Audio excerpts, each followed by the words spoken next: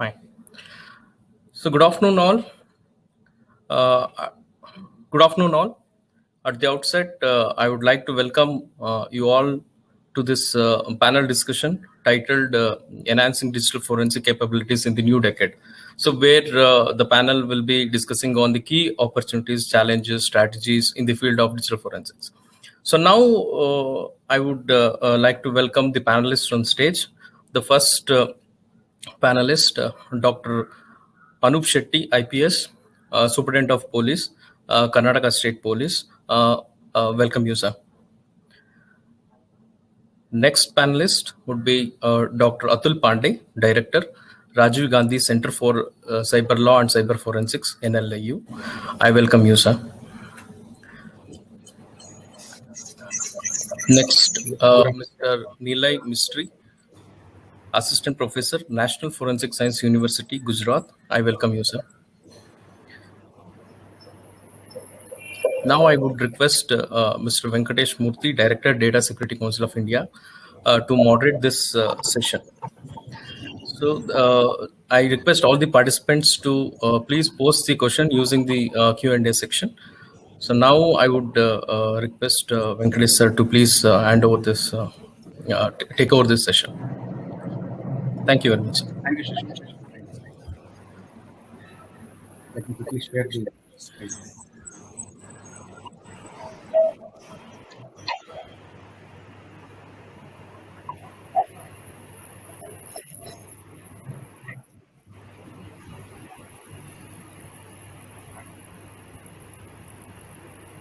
Yeah, good afternoon to all. Myself, Venkatesh Murthy from Data Security Council of India. I welcome you all for this panel discussion on the very interesting topic on digital forensics. As you see it, we have a great panel composition comprising of subject matter experts from police, academia, and the industry. So the use of technology for commission of crimes have evolved significantly over the past 5 decades. This has led to digital forensic becoming a very well-established and recognized professional discipline. People say predicting the future is a gambler's game, but if history has taught us anything, it is that technology and digital forensics will continue to evolve parallel to each other. Additional layer of defense in depth can be achieved by applying the best practices of digital forensics. Organizations who put efforts in understanding the importance of digital forensics within their environment are in a better position to deal with any sort of cybersecurity breach incidents, and they're in a position to prosecute the criminals as well. One thing for certain is that the digital forensic domain will continue to develop and mature. At the end of the day, practitioners of the future will be better educated and trained because they have decades of knowledge from every individual who have significantly contributed before that. On the other hand, future technological advancements will respectively introduce unique challenges that the digital forensic community will need to address, and this is an ongoing process. So without further delay, let us start our discussion with a quick round of introduction of the panelists. So firstly, we have with us Dr. Anup Shetty, an IPS officer from Karnataka.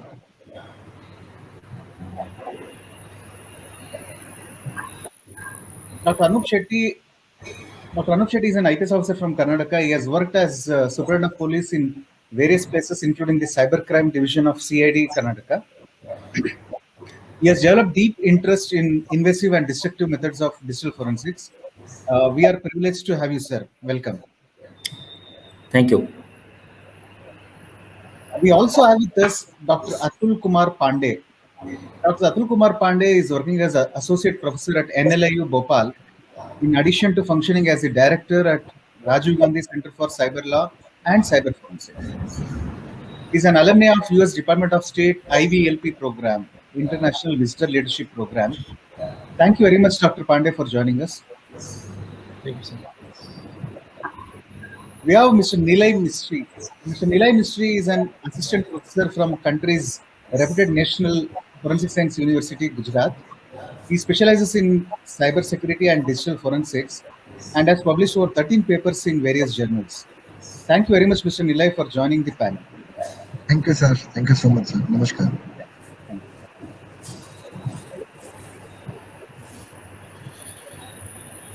So now I would request each one of the panelists to share their perspectives about the topic, enhancing digital forensic capabilities in the new decade. And then I would like to pose few questions for the benefit of the audience. So to begin, I would request Dr. Anup Shetty to give his initial remarks on the topic. Thank you, Venkatesh.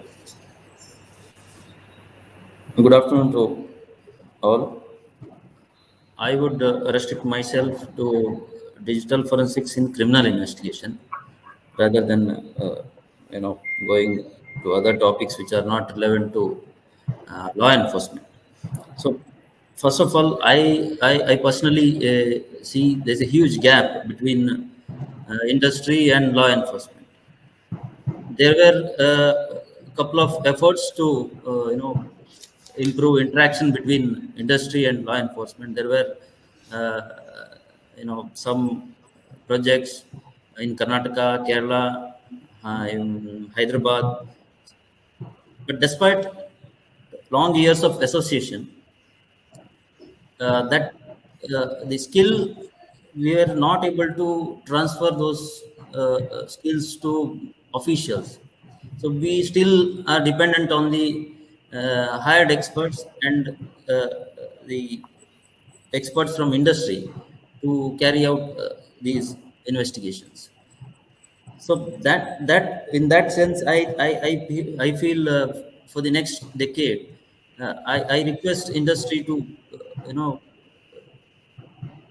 bring conversation with the law enforcement agencies and collaborate with the agencies. There are a lot of scope at the central level and at different agencies in the states to collaborate and empower law enforcement agencies in digital forensics.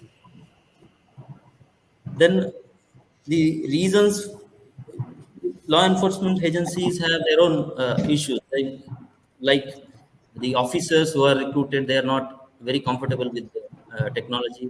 Their understanding is not very good, and there are cost constraints.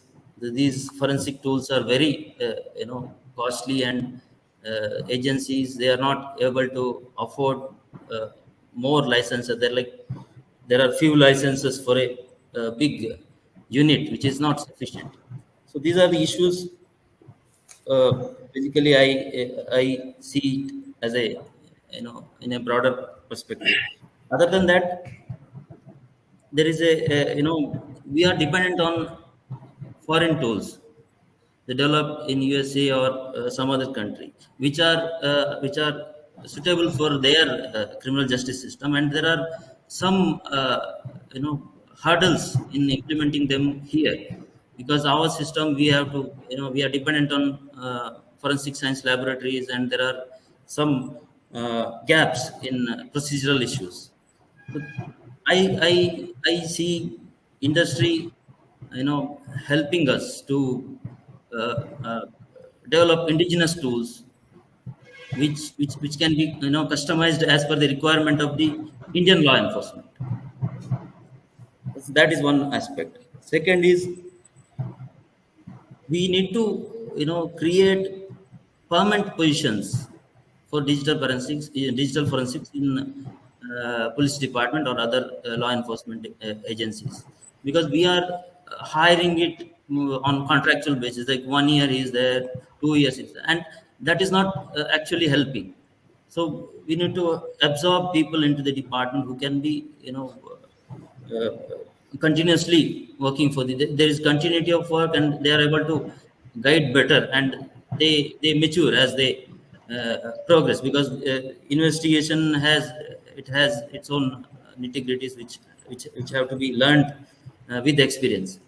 So that is one aspect. And third point is, we are actually, for a very long time, we were only focusing on law enforcement. Actually, we left out prosecution and judiciary. So even if it is a very good digital evidence, if it is not presented properly and it is not appreciated by the judge, then our efforts, it is not useful. So that is one aspect. We have to take all three pillars together in this journey. And next, another important issue is obviously it has been discussed in various platforms, that is training. So training, we have very limited officers who are aware of, who are well versed with the aspects of digital forensics. So that is very big hurdle. We have seen mobile phones which are found at the crime scene. They are used to call victim's family. Then later on we realize that it is the most crucial evidence and we cannot use it. So such training is most important, and we are still there. We need more training. We cannot neglect that part. Another important aspect is the notification of forensic labs. I know I'm going into the jurisdiction of Mr. Nilay. So we under 79A of Information Technology Act, that has to be notified, and as per my knowledge goes, there are hardly 8 or 9 labs which are notified and others are not. But there are many laboratories which are giving opinion related to digital evidence. So this is very crucial thing. Either we have to notify more labs or we have to simplify the procedure so that more labs can be included. Next, another area is storage of digital evidence. That is most neglected, and I have not seen any progress in that part, because I have personally seen these hard disks and mobile phones are stored with other weapons, maybe arms or explosives or the knife. So that need to be streamlined, and we need to standardize the storage requirements for digital evidence. Next is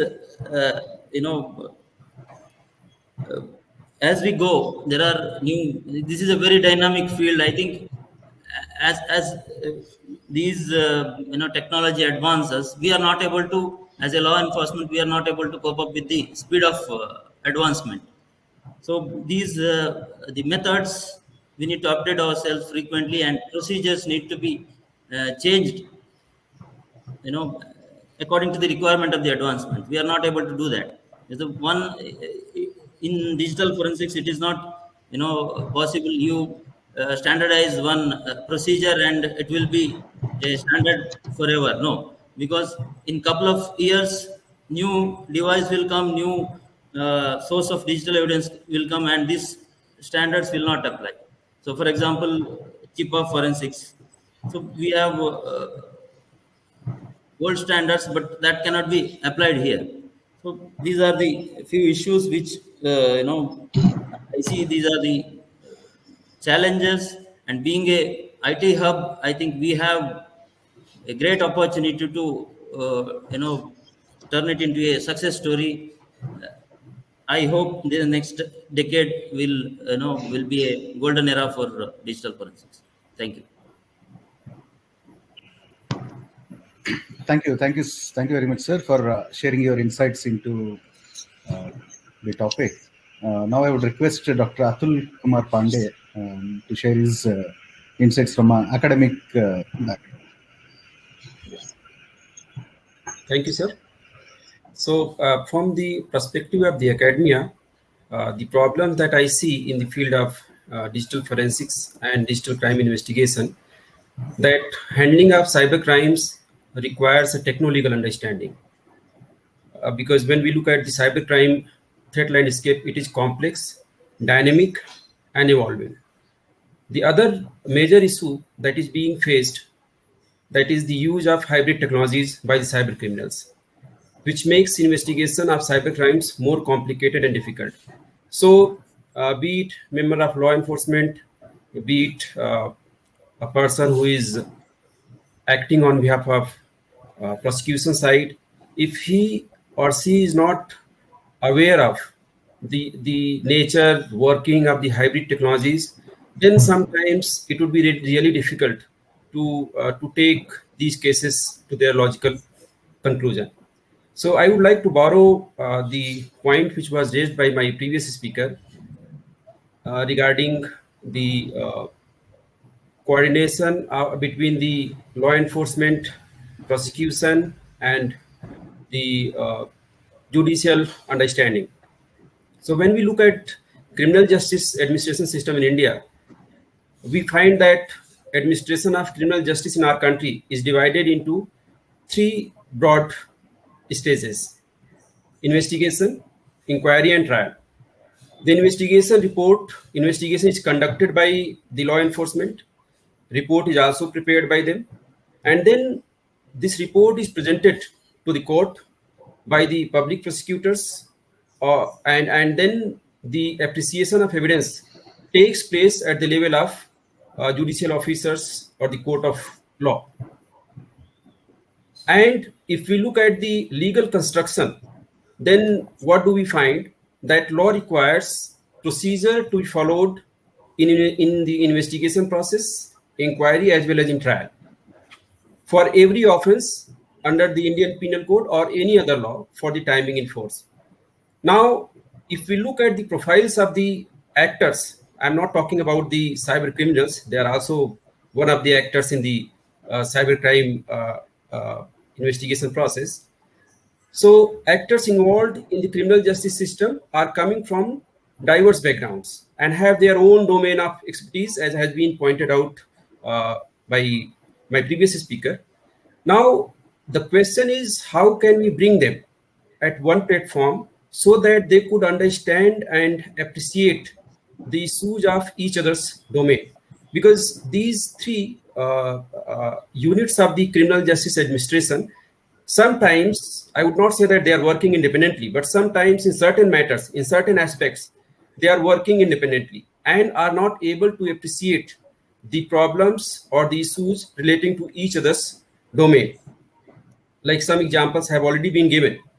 Now, what I see that to help this problem, an interdisciplinary and hybrid model of learning should be developed by the academic institution, by the normative bodies, to deal with the challenges posed by the sophisticated technologies. Because nowadays, it is not like that application of one law would bring justice to the victim.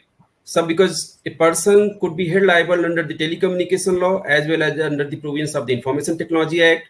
Maybe sometimes you would be held liable under the Customs Act. So now a hybrid model of learning should be developed in respect of both the working of technologies as well as in relation to appreciation of evidence or any other matter, be it investigation or any other related issue.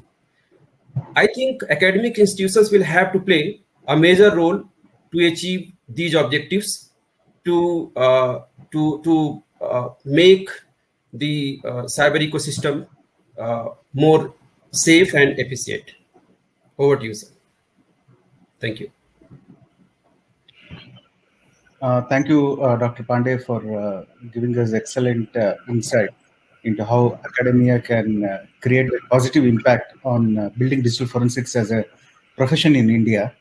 Now, I would like to request Mr. Nilay Mistry to share his initial remarks on the topic. Yeah, thank you so much, sir. As we heard our two previous respected speaker, then there are various challenges and various problems, and you can say various issues in different sectors. I am not only talking about the law enforcement, but if you are in the corporate, if you are holding some type of data, if you are holding some kind of information which is very crucial, right? So how we can predict the future? How we can predict that what type of crime will be happening into the future? So nowadays there are a lot of threat intelligence solutions which is available, and there are a lot of preventive action that can be taken to learning the patterns from that particular part of the criminal intelligence, right? Criminal intelligence network. So whatever the previous officials says that is a very great thing, but I am putting something more into that. I am talking mainly about the crime theories. So what is the crime theory? First, we need to understand the crime theory into the context of forensics and into the context of digital forensics. So crime theory mainly contains the three portions.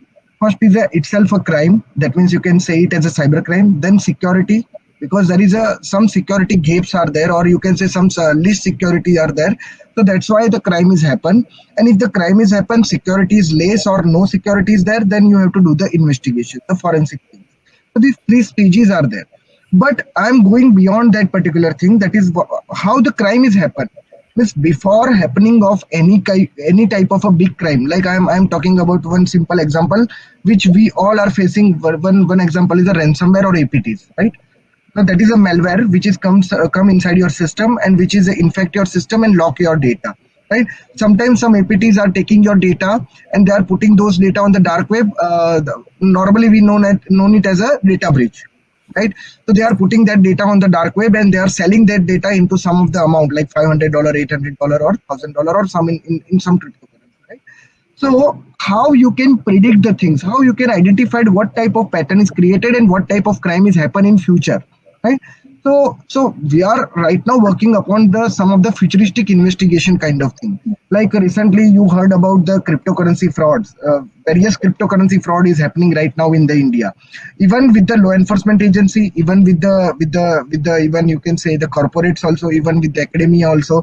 So a lot of people are falling the prey of the cyber criminals who are actually doing that kind of a money making market from the cryptocurrencies, right? They're using multiple modus operandi, right, for committing the crime. So one of the case study I would like to share with you how this predictive investigation and predictive policing can help you into this particular matter. So what we done into one of our department, that we the OLX fraud is mainly going right now into this particular direction. A lot of people are creating the fake profile on the name of respected army people and respected Navy people and Air Force people and all those things, right? Now what we done over here, we trying to identify those kind of profile which is giving us some red flags, right? So like if some person is created some profile with one photograph which is a army official photograph, we identified 6 or 7 same profile photograph and we blocked that particular OLX IDs or user IDs. So now we identified the patterns of different things. Then what type of fake profile is look like, what type of fake profile is look like. So normally if you block this kind of profile, then you can prevent the crime before it happens, right? So we need to understand the crime first, we need to understand the pattern of the crime first, and then after we need to react on those type of things. Secondly, I would also draw your kind attention on the futuristic crimes, right? What type of futuristic crime will be happen in future? So if you are talking about the IoTs, if you are talking about the drones, if you are talking about the cryptocurrency, and nowadays the anonymity is a very big challenge to the police officials and even in the corporates also, right?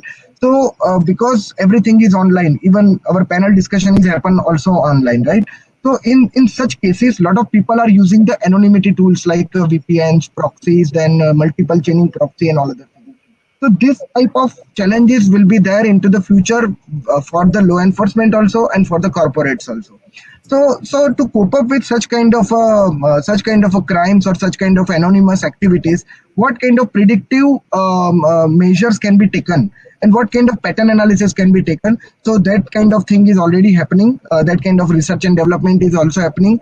And here I wanted to give a suggestion to the law enforcement agency, even the academia, even the legal agencies or the judiciary system, that can we create a kind of a forum where we can collaborate all these things, we can identify our pain points, and then after the academia can do the research on those type of things, then R&D institute can do further more research with the sample databases and all other things, then after industry can join us for the implementing that particular solution. For the law enforcement agency, as Dr. Anup sir said, that we required some indigenous tool which is developed inside the India, right, which is developed inside our nation. So we can collaborate with the industry and we can give our pain points to those people, and they can develop some kind of a tool for us or some kind of a solution for us. So that tool and that solution can helpful to the law enforcement agency as well as the corporate agency, right? Because when we are using the foreign tools, then we are never assured that our data is going outside or not. So in such cases, we require this type of tools or this type of indigenous development, solution development at the national level. So over to you, sir. Thank you so much. Yeah. Thank you, Mr. Nilay. With this, I would like to begin the panel discussion. So my first question to Dr. Anup Shetty is, what are the current practices adopted in the Indian law enforcement agencies related to handling of digital evidence? Are you finding it uniform? When I say uniform, I know it would not be uniform. To an extent, at least it meets some requirement across the country.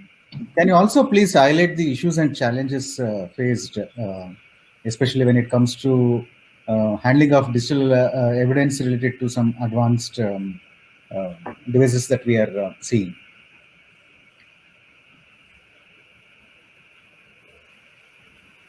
Sir, you have to unmute yourself, sir.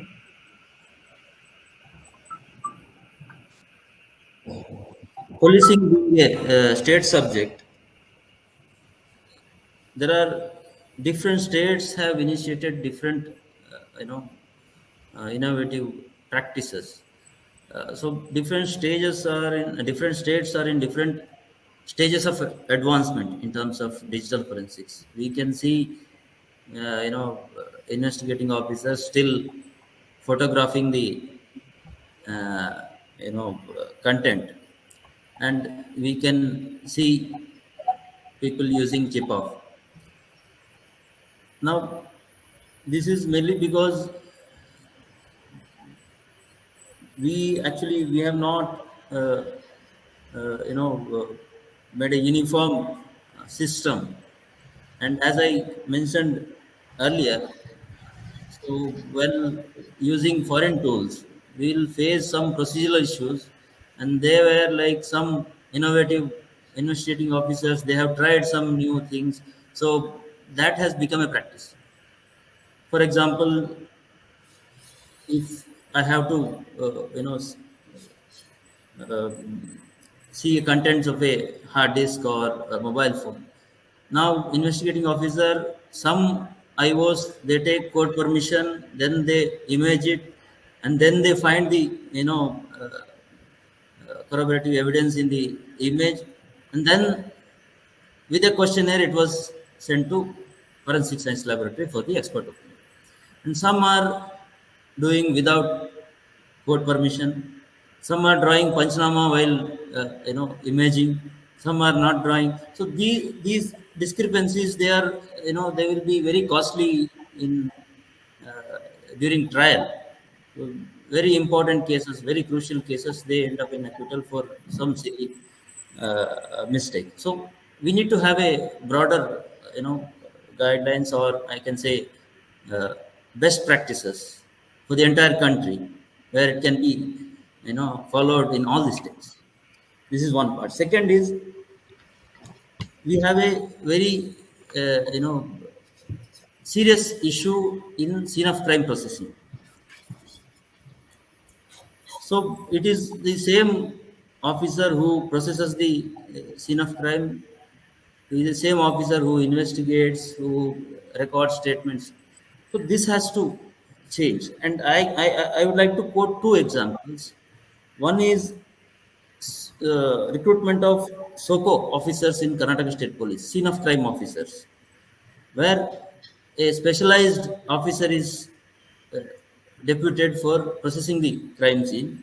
So the main lapse in using a digital evidence.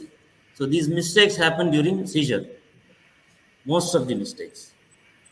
So this can be avoided using such experts in processing scene of crime. Second, Punjab Police also they are also recruiting specialists for this purpose.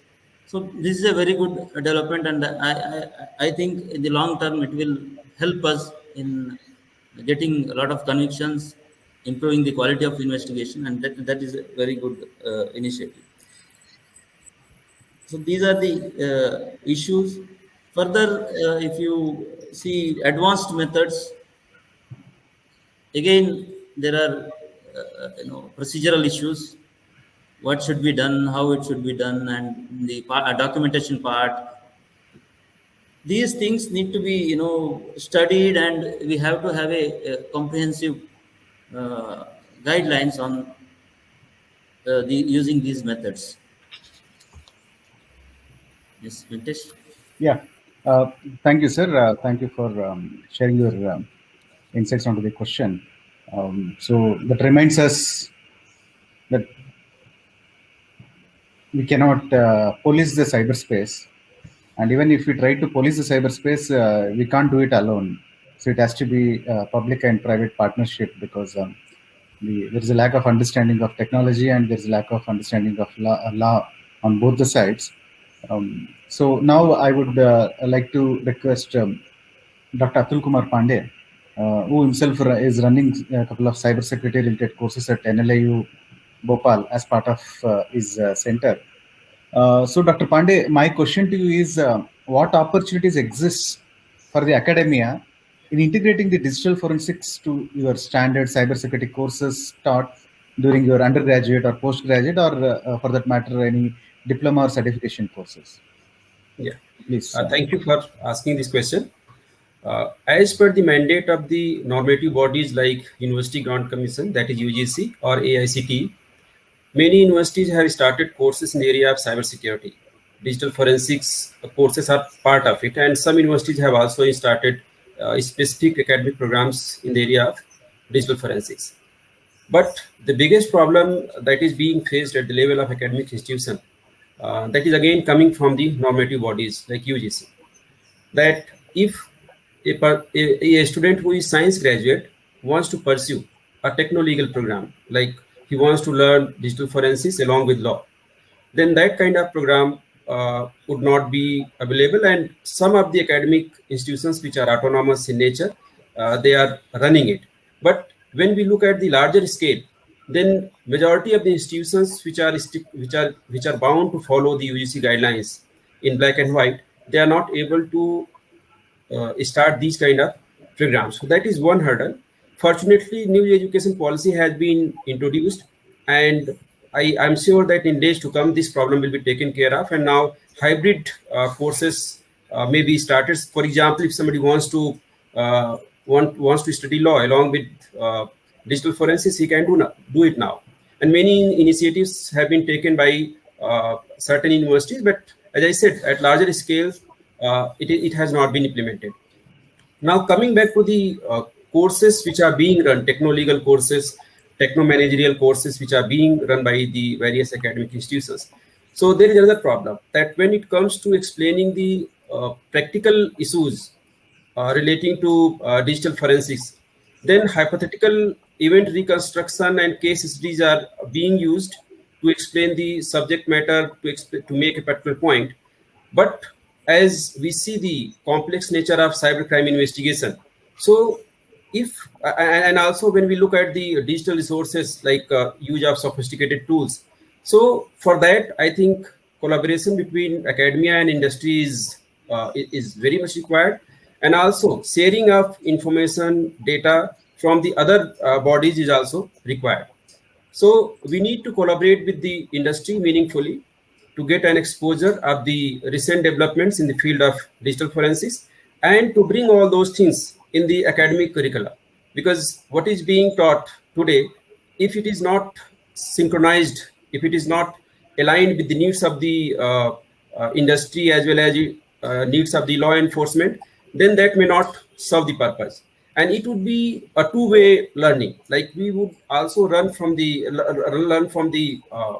industry, and certain things like I would like to take example of certain standards, certain international guidelines which are being used while investigating digital crime related cases. So they are required to be mapped with the existing laws till these laws are being amended, modified in consonance with those standards.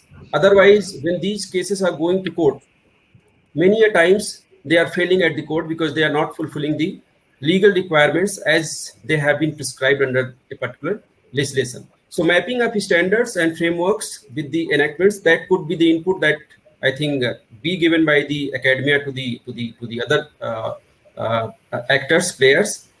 And one more point that is very important, that we have to look at the specific needs. What is the need of a particular sector? And accordingly, capsule courses and training programs or certificate courses, diploma courses may be designed so that it would fulfill that particular need, or it would fulfill the requirement of that particular sector. One example I would like to give, that recently we collaborated with National E-Governance Division of MITI, and we are running online capacity building program on cyber law, cyber crime investigation, and digital forensics, wherein we have got nomination from the various departments of the government, like law enforcement, RBI, digital forensic labs, as well as judiciary. So this is a very unique experience, that different stakeholders are coming at one platform on a particular point of debate. They are participating, they are exchanging their views, and we are getting to know what is the real problem in this particular field. So I think this is a need of ours, that these kind of collaborations must take place, and this disconnect which is there between the academic and in industry, that must be bridged. Though there are certain institutions, or I can say that certain elite institutions, they are not facing these kind of problems. But when we look at the larger chunk, then definitely this is a problem, and this is required to be bridged. Over to you, sir. Yeah, thank you very much, Dr. Pandey. That reminds me, digital evidence is not only about technology; it's not a technical issue.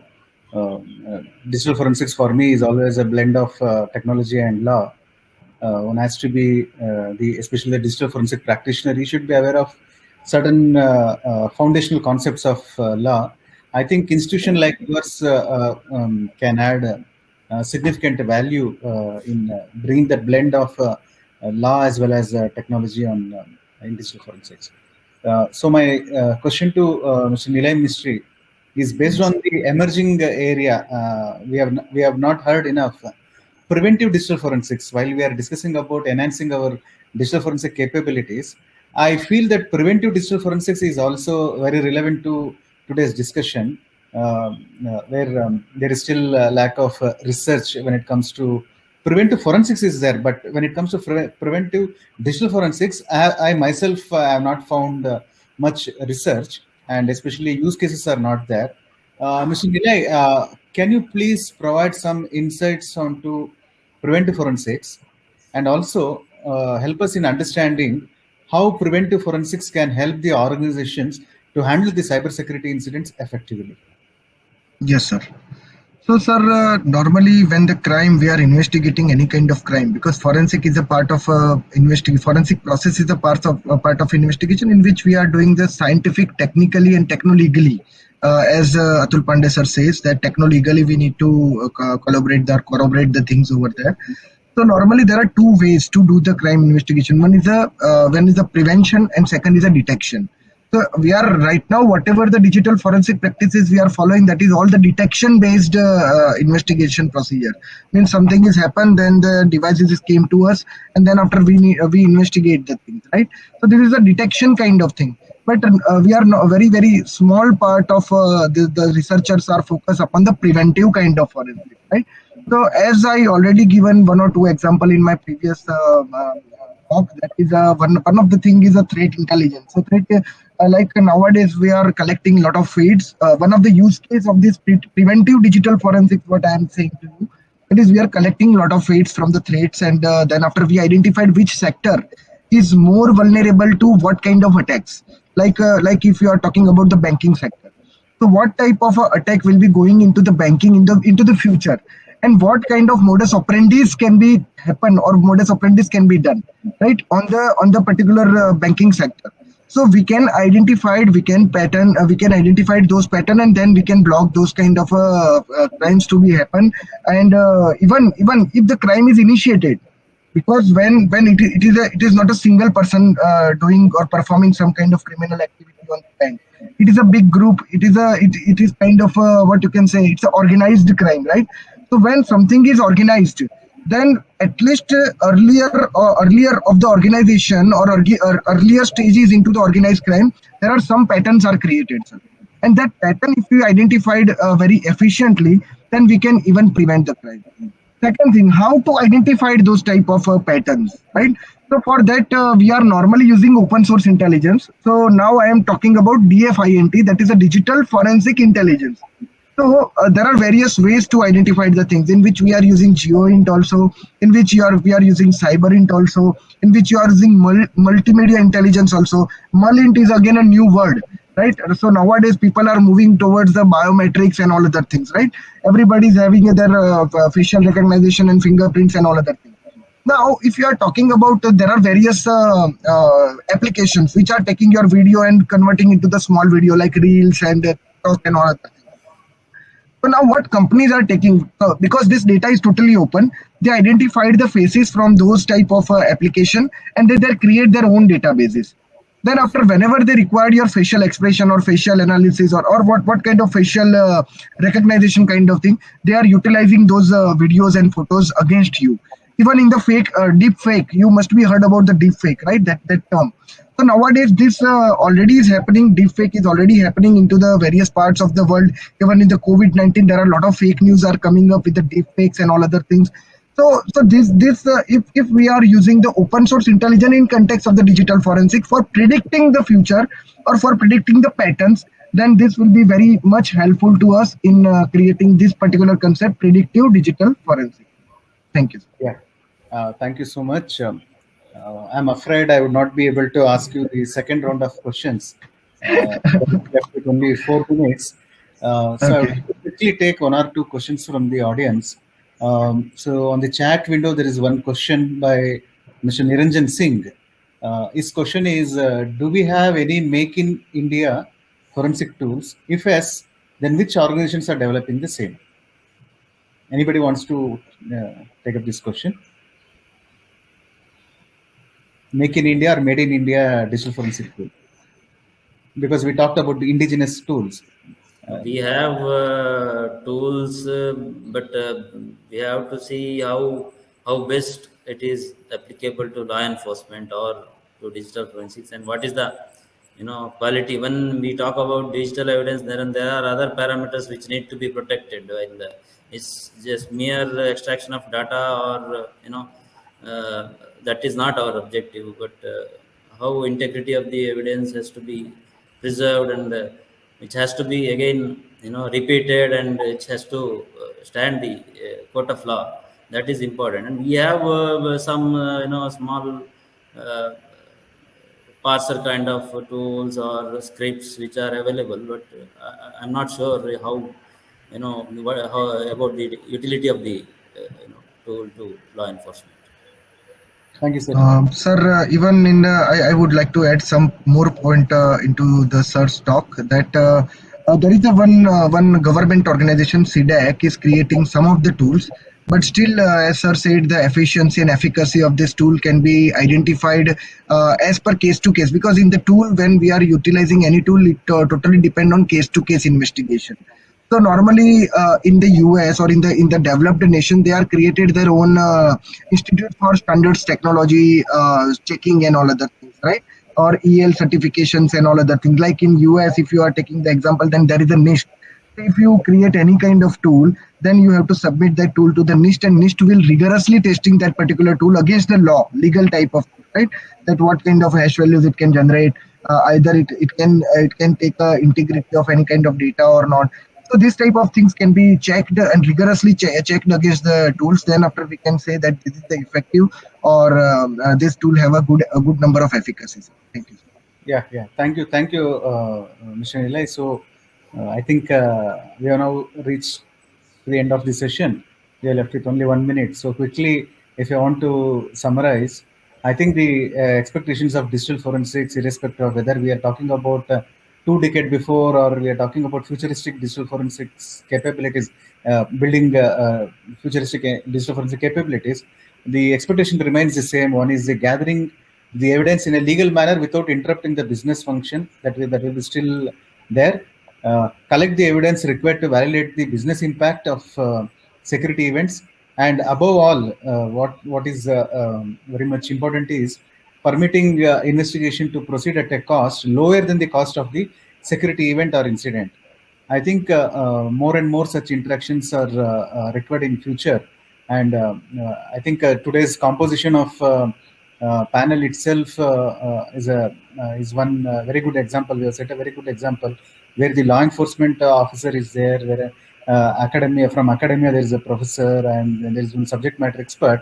I think going forward, more and more such collaborations need to take place, and the academia, they need to get a lot of use cases from the law enforcement agencies, where they can do some amount of research based on the use cases, and they can come out with some solutions. So with this, I now conclude the panel, and I would like to once again thank all the panelists for taking out their time and sharing their experience with the audience. Thank you very much. Thank you. Thank you. Thank you so much, sir. Thank you so much. Thank you, everyone. Thanks to the speaker panel. Thank you. Thanks.